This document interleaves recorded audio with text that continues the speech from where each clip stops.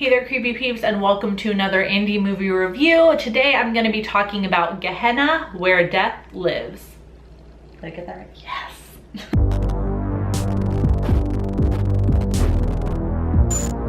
Really quick though, before I get into anything else, I want to say thank you to my creepy patron peeps for your support of my channel. Thank you so much. If you want to find out the perks to being a creepy patron peep, you can follow that link in the description.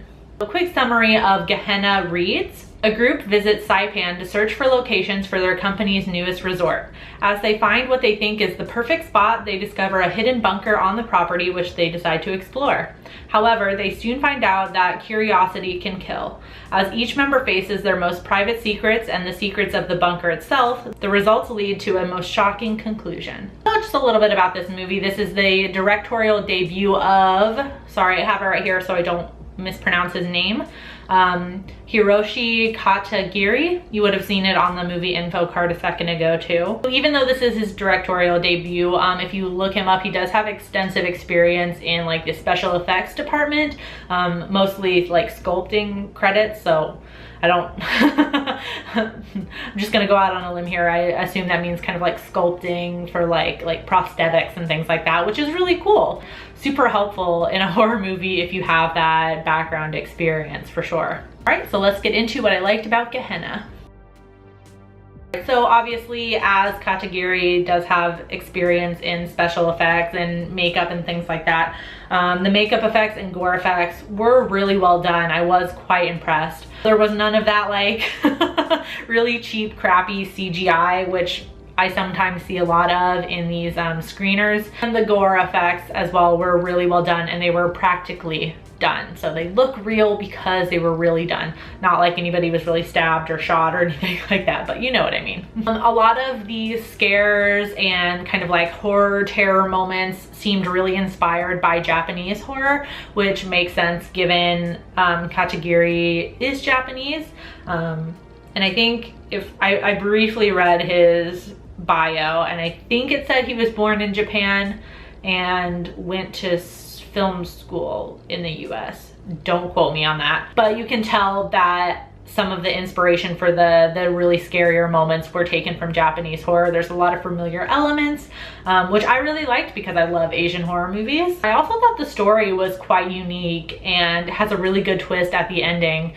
So without giving too much away, the movie does have a lot to do with kind of time travel, kind of. I'm just trying to vaguely say it without actually giving anything away, but it has a lot to do with traveling back and forward in time, which I thought was really unique, and it does take a lot from the history of the country Saipan, or the island Saipan, which my ignorant American ass had no idea that that was a place. I thought it was fictional for a second, and I was just like, where the fuck is Saipan? There is a lot of history from World War II in that area, and they incorporated that into the movie, which I liked.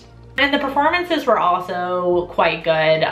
Again, I feel like I was judging this movie based on some of the other screeners that I've seen, which are, don't want to sound too mean, but they're just, you know, they're low budget, very indie films. So sometimes, you know, it's an actor's first, you know, feature film that they've done. So sometimes it's not the best performance. But this one, I think everyone did a really good job. All right, so let's get into what I didn't like about Gehenna.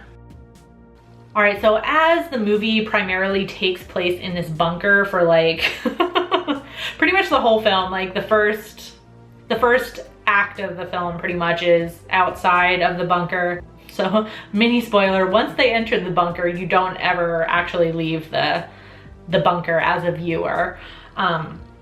So I feel like some parts kind of got a little bit repetitive as we are in the same location for the bulk of the movie. So a lot of very similar things keep happening, and it gets a little bit repetitive. These next two things are super nitpicky, and this is really just because it's something I'm getting annoyed with films in general, at least the ones I've been watching lately. Not really a fan of the romance between the characters of Tyler and Paulina. I just felt like it was really underdeveloped and felt kind of forced on me a little bit. I feel like you know, I just, again, like, it's a nitpicky thing. Like, you know, I'm just sitting here thinking like, well, why can't they just be friends? Just because there's a woman and a man in this movie, why does there have to be some sort of like romantic tension? It can just be like friends. It's possible. I don't think any part of the story was reliant upon that romance at all. They could have just been really good friends. And probably the most nitpicky thing, and you guys, if you've been watching my channel, at least for a little bit, not gonna be surprising to you at all. Why does Paulina have to be a mom? Seriously. Again, I just feel like it could have like easily been written a different way in the story. So kind of like I hinted at in the summary, within the bunker, they're kind of facing their darkest secrets and moments and things like in their lives and things like that. And without giving anything away, Paulina's has to do with her being a mom. That's all I'm gonna say. I won't spoil what happens. I don't know, try not to give anything away. There's like a short little scene right at the beginning of the movie, which turns out is Paulina, which, to be honest, I didn't even really recognize her. I thought it was just a random ass scene. And then it made more sense later, but her character seemed like she was just like really focused on her career and getting ahead and getting to the top. And I kind of wished they would have just played on that, and her darkest secret could have been something related to that. While I thought the ending was good, I feel like the twist was kind of spoon-fed to me a little bit, which is something like as of late I'm getting a little bit tired of. So I feel like I was nitpicking at it a little bit. There's a really good twist at the end when you finally, like when it finally clicks what's happening. But I feel like when, so hard to explain things without spoiling them. One of the characters figures out the bunker. He figures out what's going on. And I feel like I figured it out with him as well. Like once I realized what he was doing, sorry, I'm talking so vaguely. I was just like, yes, I get it now. Ah, I got it. But after that, I feel like they really kind of forced it on you. Like they were like spoon feeding it. Like, so they didn't just leave it at that. They had to like over explain within the movie, like what was happening. And I don't know, I kind of just wish filmmakers would give the audience a little bit more credit. I feel like it's much more meaningful too when you figure it out with the character and it's not spelled out to you so plainly. So was Gehenna worth it? I say sure. I mean, compared to all of the other films that I've seen that have been screeners that have been sent to me in my email, this is far and away the best one that I've ever seen. I'm giving it a 3 out of 5. Yeah, it was pretty good. I'm not gonna lie. Now, this movie just became available on video on demand as of May 4th or 5th.